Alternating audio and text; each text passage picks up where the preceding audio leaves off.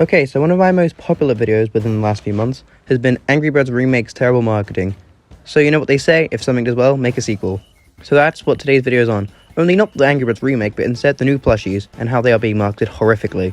So October 2021 would be when a dev diary for the then upcoming game Rovio Classics Angry Birds would release. In it, there was a question mentioning the return of plush toys, which the question answered, yes, they will return at some point. Flash forward to September 14, 2022, where they would be announced with this image. No info would be heard until November 11th, when they would be revealed in a retail merchandise insider exclusive. Apart from a tweet telling Rovio to look at this, not just because of the plushies, but because of all the other Angry Birds stuff in there, no official Angry Birds or Rovio accounts would mention the plushies. This is absolutely stupid. Look at the Angry Birds Twitter account. They're happy to promote the skateboard with these awful tweets.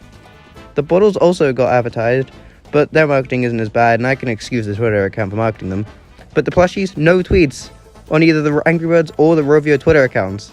They were mentioned in the Rovio Gaming Discord server, but still. Well, the community manager Buck did tweet about them, but why wasn't this tweet on the main account? I'm pretty sure he's one of the people who has access to it, so why didn't Rovio just tell him to put it on there instead?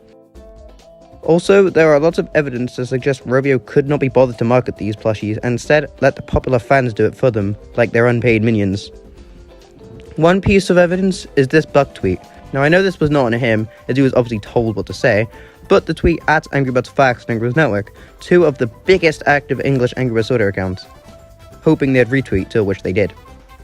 Second is they sent plushies to big creators such as Macam Overdrive and the American people that were in Angry Birds Facts and Angry Birds Network, plus many more people as well.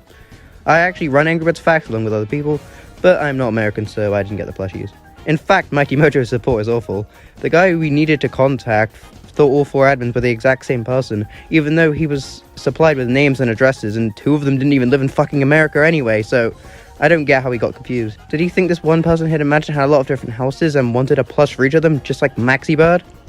But yeah, Robbie and Shed, the two American admins at the time, received their plushies, and all was right in the end. This isn't all I have to say about the marketing though. Rovio Crap 6 Angry Birds came out in 2022 as well, and it got very little advertising. It was meant to be an authentic classic 2012 experience, which it failed at, but that's not the point of this video. In 2012, there were these little icons which advertised the classic plushies.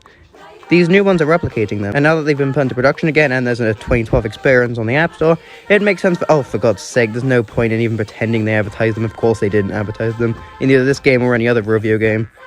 There are also TikToks that had them in them, but do not mention that these are new, and they look so authentic to the originals that if you weren't in the know, then you wouldn't know. Especially seeing as the TikTok loves the nostalgia bait a lot for these precious likes.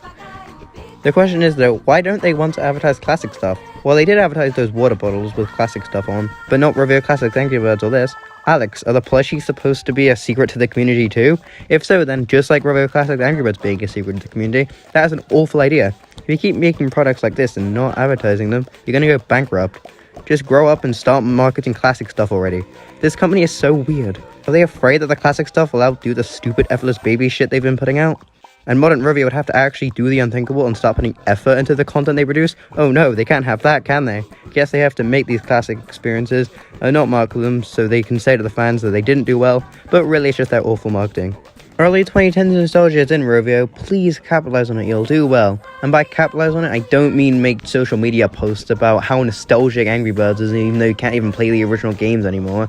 I mean actually try and make these experiences playable again, and actually try and make the old merchandise viable again, you know, instead of just saying, oh yeah, we love the classics, oh no, we can't play them though. Just actually try and engage with the community. Give the community what they want instead of just pretending you can, because you can. Anyway, when the plushies actually launched though, Rovio and Mighty Mojo said nothing about them, just ignored their existence, apart from one post in the Rovio Gaming Discord server, and that's really it.